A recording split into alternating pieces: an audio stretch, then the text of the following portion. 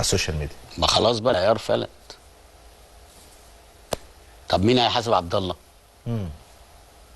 يعني حتى الكابتن فاروق مثلا في اللجنه اللي هي الفنيه اللي هي موجوده، ينفع اي لاعب يرد عليه؟ الا لو الكابتن فاروق تجاوز او قال معلومات غلط. الكابتن قال لك ان في حد وصل معلومه غلط، يعني كابتن فاروق جعفر دلوقتي قال لي ما انا بقول لك بقى، فالمفروض يعني يبقى في ضابط ورابط يعني. انه لاعب يطلع وهو موجود في الفريق حتى لو هيرد على حد تاني حتى مش مسؤول يعني. ما يردش على الملأ يعني. الاول المفروض يتصل بالكابتن فاروق، انت ليه قلت كده، ويخلص. لو لقى ان الكابتن فاروق هو فعلا قال الكلام ده، يبقى من حقه بقى يرد، بس ما يردش على تويتر بقى. يرد في اي قناه، اي وسيله اعلام يعني، توصل في قناه الزمالك حتى. تمام.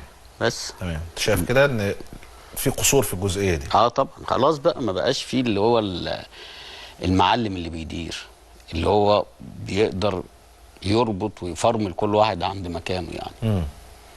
تمام. طيب هقولك على المباراه النهارده عشان برضه هنتكلم على ماتش الاهلي امبارح. كابتن النهارده الزمالك رايك في ايه بعد الثلاث اجوان والاداء المميز؟ انا من وجهه نظري انه مميز. هو نادي الزمالك النهارده بيلعب الكره اللي هي ما فيهاش متعه. من اين تجيب ال3 بونت؟